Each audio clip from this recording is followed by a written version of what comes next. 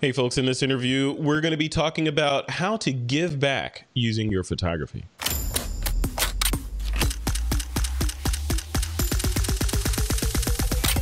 This is Twitter. Hey, welcome back to another episode of This Week in Photo. I'm your host, Frederick Van Johnson. Today on the show, I'm sitting down with my friend, Mr. Clay Cook. Clay is an editorial and portrait photographer out of Louisville. Is it Louisville, Kentucky, Clay? You got it. Out of Louisville, Kentucky. And he's doing some interesting stuff down there. And we're gonna dive sort of into the philanthropic sort of side of his business, as well as get a look inside of some of the commercial stuff. So Clay Cook, welcome to This Week in Photo, man. Thank you so much for having me, my man. Yeah, it's good. You know, where the last time we hung out was in Puerto Rico. Just saying. Puerto Rico. What happened? What? You know. I don't remember. I put all that behind me in customs, so I just let. What happened in Puerto Rico stayed in Puerto Rico. Stays in Puerto Rico. Yeah.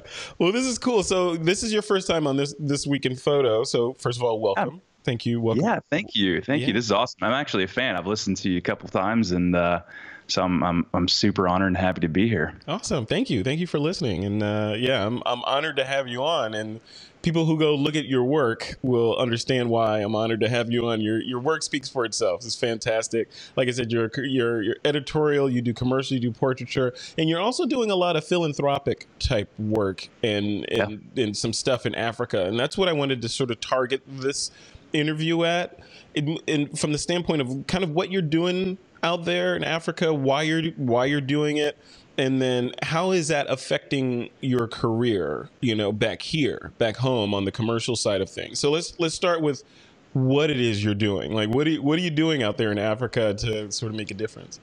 Yeah, I'm pretty fortunate. You know, a few years ago I had the opportunity to travel over to Tanzania, Africa, and just basically create content. You know, content is something that a lot of these clients and just everyone needs in this modern age of social media and content consumption.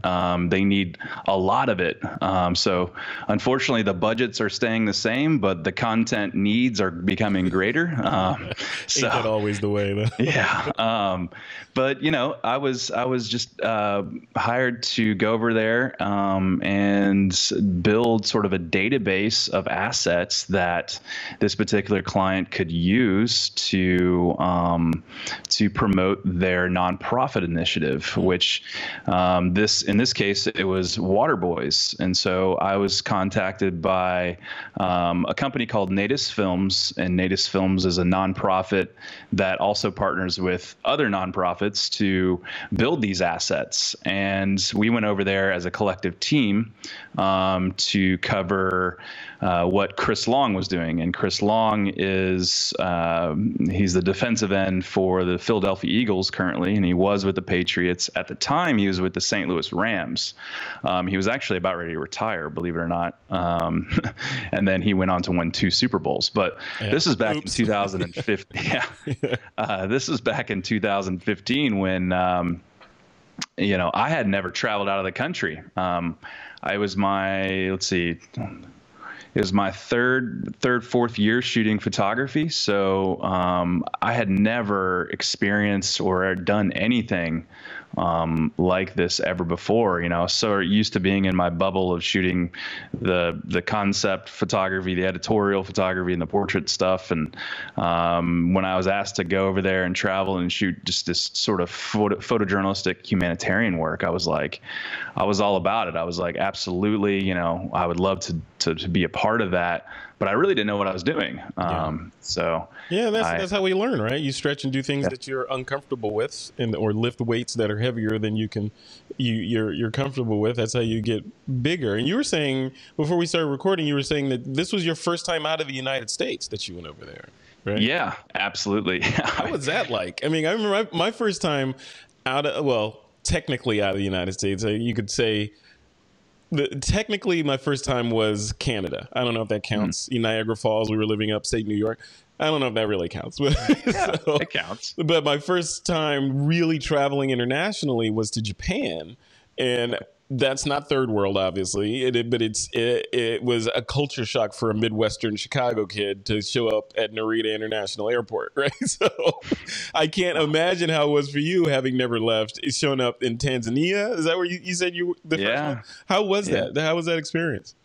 It was incredible. I mean, it was life-changing, to be honest. I credit a lot of my kickstart, if you will, into career was due to Chris and Chris Long and this project and Natus Films, who I went over there, the team I went over there with, and it was crazy. I had never experienced anything like it. I did a ton of research. I was like very well prepared, as much as you can be, of course, just being a photographer and whatnot. But it was definitely like a cultural eye opener. And I suddenly quickly realized that a lot of people say it's a small world and whatnot, but it's a giant world.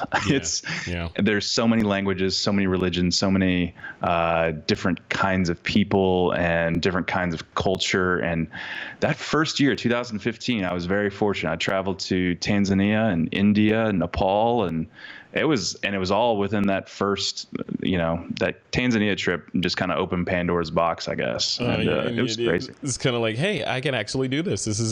It's not so scary outside of the United States, right? Right. It's like people are normal everywhere. This is amazing. I got the bug, I guess. Yeah. And just happened to be with the right crew, and it was crazy. Yeah. No, that's cool. So you mentioned you like part of the project is actually drilling wells for water and take me through that and how that works. I've heard some other organizations that are doing that, and it seems to be making a huge impact over there. What's your perspective?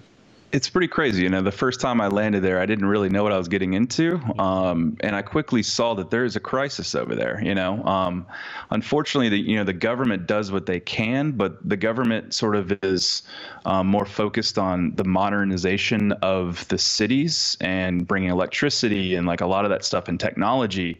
But underneath all that, there is, in the rural areas, there's people are perpetually sick, and they're drinking this terrible water that's riddled with disease. And so I was able to see that firsthand, especially in the rural areas of Tanzania, and it's a big crisis that's happening right now. It's still happening fast forward a few years later too. And so what Waterboys does is it partners with a foundation called WorldServe, and WorldServe hires the drillers and these people to come in, and they basically dig really deep holes in the ground and build these wells that pulls this water out from under the ground, and they're able to provide clean water to all these rural villages all over East Africa and Tanzania. Wow. And one well could potentially serve several thousand people.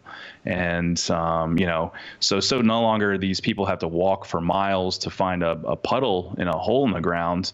They are able to have clean, fresh water from under the earth and from a faucet. Something we completely take for granted every single day, just going to get a sip of water from the faucet, right?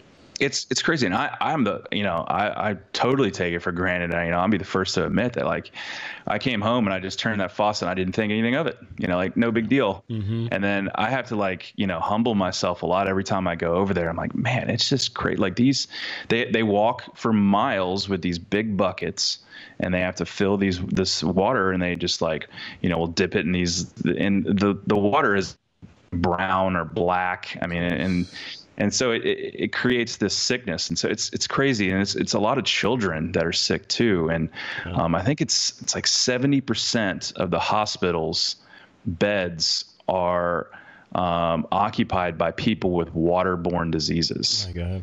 It's some crazy percentage.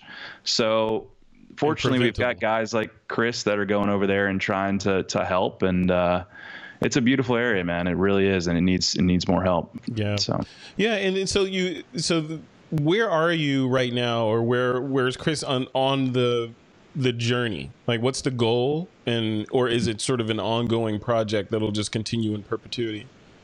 Yeah, so he came up with this thing. I think it was in 2014 when he first climbed Kilimanjaro, and a lot of people just go over there and climb Kilimanjaro because, just for fun and the adventure of it and the toughness and the mental, fortitude it really does take. And he happened to visit some villages and see the issue out there, and then he already had a foundation, the Chris Long Foundation, and then he decided to develop Waterboys. And that's where I kind of came in 2015 and started building wells. And he's gone, he usually goes twice a year. And I've gone the last 2 years with him. And this particular year, I've gone twice. So I was there in February with him, and then we went in July. And so the goal here is to basically take Waterboys and expand it into all sports. So what he wanted to do was create Waterboys, and then the reason why the name is so he could recruit other Waterboys, other NFL players, to donate money. Oh, nice. And they would become a Waterboy at that point. And if they donated a certain amount, they could go on the trip, and they, could do the Kilimanjaro climb. And so that's how he kind of created this brand, is this sort of train around this foundation. And then now he's wanting to expand it, and has expanded it into other sports associations by recruiting ambassadors in those sports associations. So we were there in July for the NBA with Malcolm Brogdon, who's with the Milwaukee Bucks. And so we're slowly trying to, Chris is slowly expanding this thing, and it's ongoing. I mean, he goes back, he goes to Tanzania up to twice a year, and it's growing. It's grown immensely since I first went in 2015. Now, Clay, so how does this affect, this is not your full-time job, obviously, right? So yeah. It's sort of the philanthropic side of your business, but how does it affect your commercial photography? So you're, back here in the USA, looking at your work, it's that caliber of, okay, can I afford him kind of level? Like, how do you mesh the two, and how does one feed the other? It's so interesting. The first job I did with Chris, it was pro bono. I just went because it was something that I wanted to involve myself with. I believe sort of the more you give, the more you get. Yeah. So I just went over there and just did as much as I could and created this. And then I sort of saw that I loved it. I love that sort of photojournalistic humanitarian work so much that I had the opportunity to do it a lot past that. And there was a lot of personal attachment with it. And so that kind of photojournalistic work has taken me all over in the Middle East, and some in Asia and India, and a lot of Africa. And I've been, and so it was very, very personal to me. And the more I did it, the actual more it affected the clientele that I was exposed to, believe it or not. Yeah. So one of the first tangible tangible results of that sort of work was A&E Networks. So A&E Networks wanted to hire me for a gig to do some campaigns and marketing assets for them, and they wanted to get away from sort of the real overly lit commercial style of work, and wanted to do something that was more almost photojournalistic, but still had that sort of well-polished edge to it. Yeah. And so honestly, cinema verite kind of style, right? Yeah. I mean, it was interesting. And so they emailed me, and they're like, we love your reportage and your work in East Africa and your work in Iraq. And we love all this stuff. And we want you to do that to our shows here. And that was honestly the first time I saw it. And a few of those cases have happened to where I'm hired by these big people and these big clients because of the work. And I think it's because there's a lot of personal into it. There's a lot of passion in it, and I work really hard on those jobs because I care a lot about it. Not that I don't care about the commercial work I do and the editorial work, but I think people see that. And so that's why that's how I was promoting, personal projects are so huge. They're very important elements into a photographer's career. Do you feel like heading over there, to the A&E networks of the world and those sort of big entities that hire you, the fact that you went over there, on not so much on your own dime, but you were going out there to sort of help, right? Mm-hmm. And it's an effort, and it's not like, oh, okay, I got to go drive to this other awesome city in the United States and take some photos. You're jumping outside of your comfort zone to help other humans.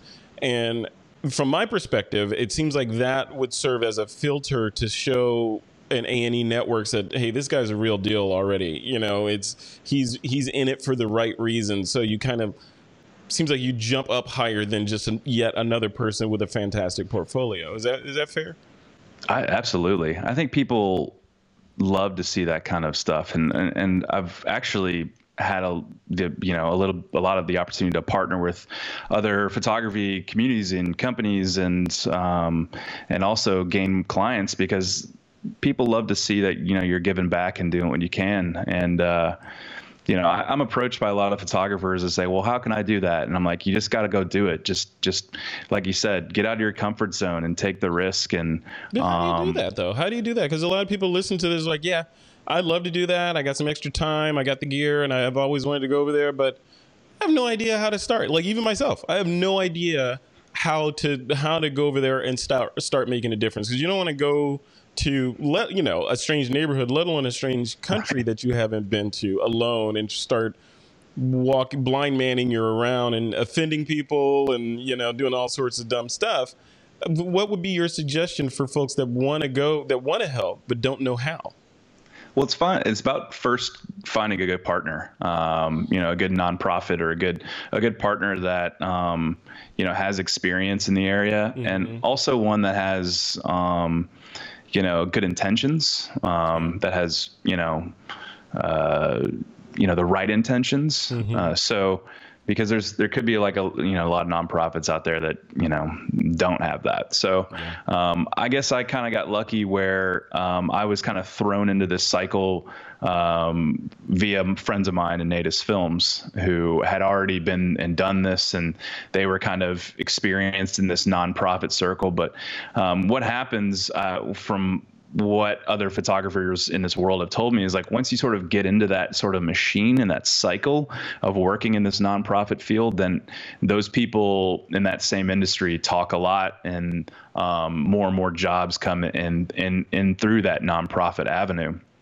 But it is actually kind of difficult to get into that cycle and that world first. But you just have to know friends that know people, or introduce yourself to people that are in those industries, that are in the nonprofit world and doing great things. And I think it's just doing research. Like, find some local nonprofits first, some people that are close to you that are doing good things, and do your best to see how you can help them. Like, I know, for example, there's a lot of nonprofits here based in Louisville that are doing great things, like Water Step. There's Scarlet Hope. There's a lot of these local ones, and there's local nonprofits all over.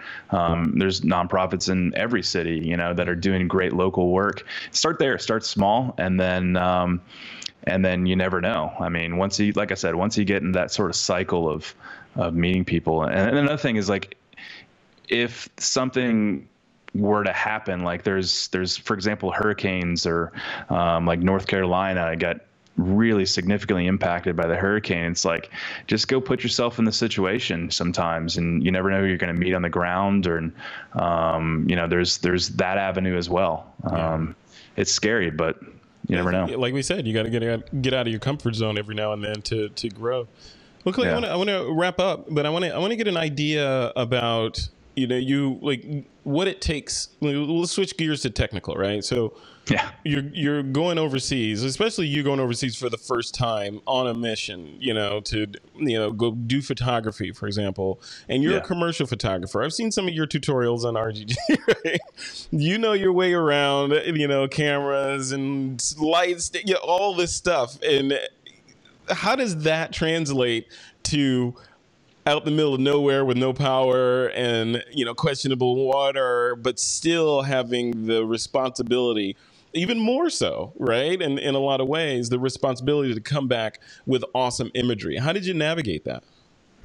That's a great question, because it was scary at first, because it is much, in my opinion, it's a much greater challenge doing that kind of work overseas or in any sort of disaster or crisis zone or anything, and trying to come home with something that's not only on brand, if you will, with what you can create commercially, but also something that the client can use. And it was sort of a balance at first, like just figuring out the best way and the best systems, because you're under so much pressure. There's a lot of pressure because you're on a very strict timeline. Like, hey, you got 2 minutes here, or, you got a minute here, you got 10 minutes here, and you got to get you have a shot list, that you got to capture. Celebrities, right?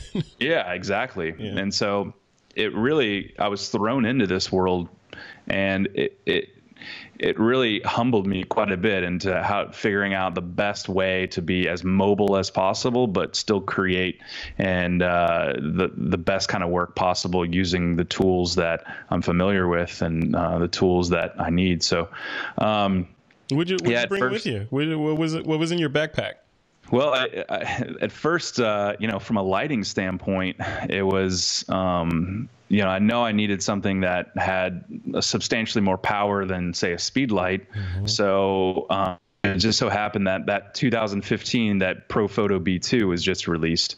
So that was the first. It was like a little pack and head, ProPhoto B2. Yeah. And that was the first light kit that I brought over there. And then I just brought this small little collapsible indirect umbrella that just collapsed down, and just threw that, and everything fit in my carry-on pretty much, and that's how I packed all of my gear.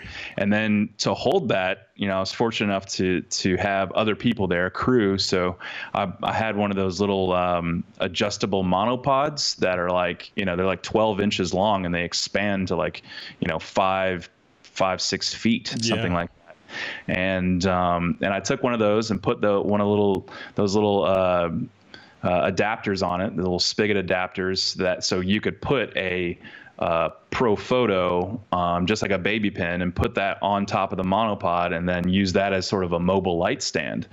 And so I just kind of came up with this super run and gun system. And honestly, it hasn't changed ever since. That's still what I do, is just take those little monopods and a little light kit, and it's so run and gun. And that's what I use if I need to have a lit portrait or something that is lit. And then everything else is just natural light, and knowing natural light really well.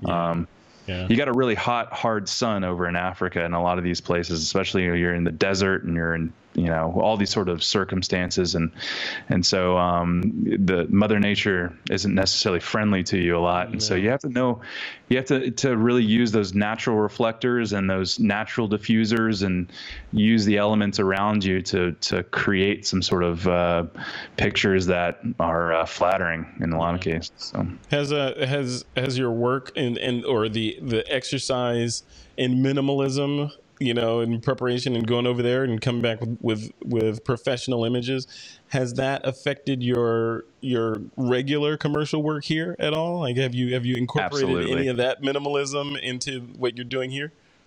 Yeah, absolutely. I'm glad you asked that, because it has. I was actually going to mention that, is like, especially in the editorial world and the magazine work I do, I was kind of going into it just like full blown, like, let's bring all the 12 by 12s and we're going to get all this stuff out and whatnot. And then doing this sort of reportage work and this sort of humanitarian stuff, I learned a lot about using natural elements and using the space and the environment around me to create that in a more polished scenario or more polished composition. And so I learned a lot about minimalizing and sort of starting small and then building. And if I need to bring in those tools, I will.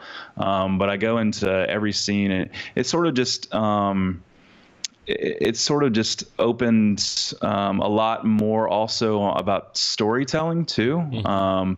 And that's something that I think is forgotten a lot, especially talking about gear and technical stuff, is that I learned a lot about storytelling. I learned a lot about the narrative and visual storytelling too.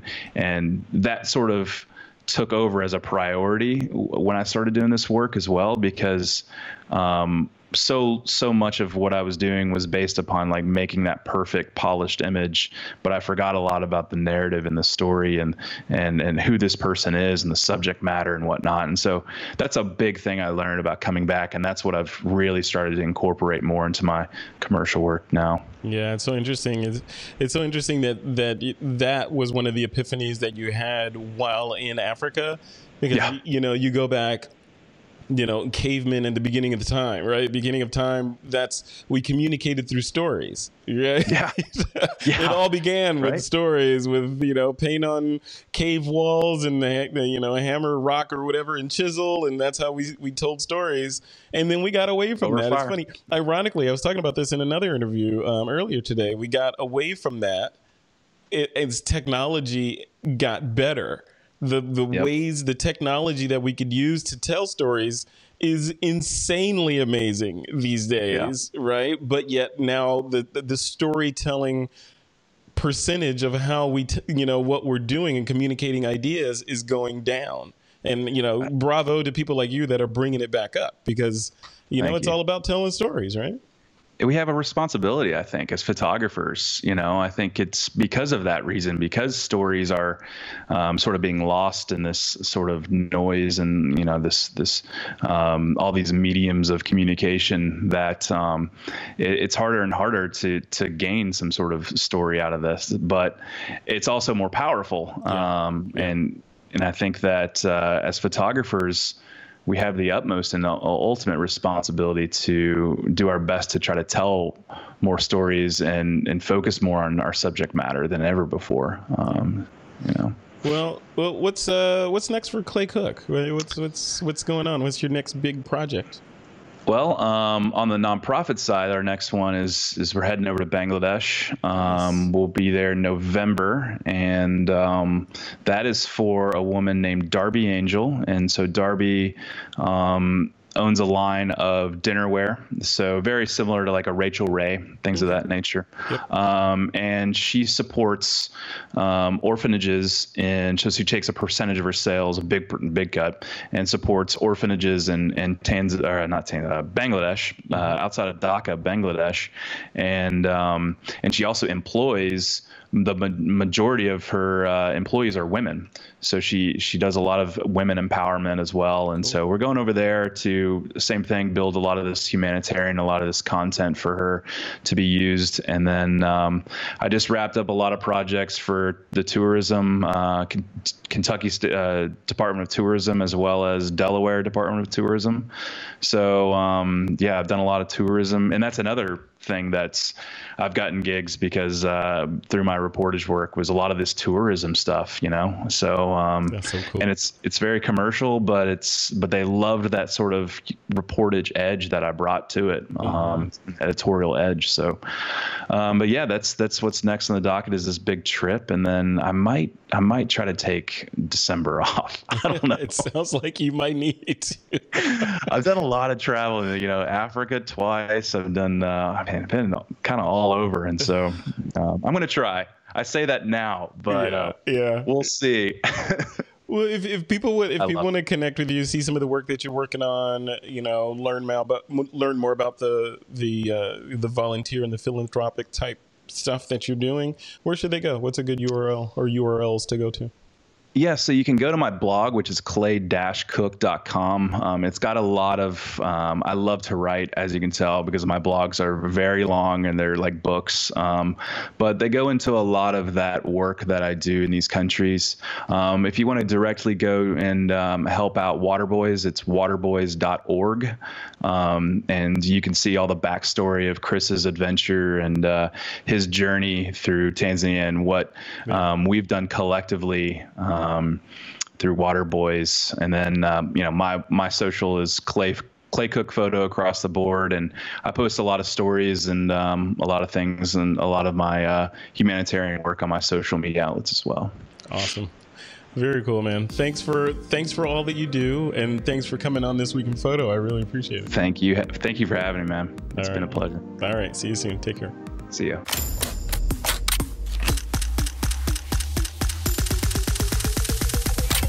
This is TWIP.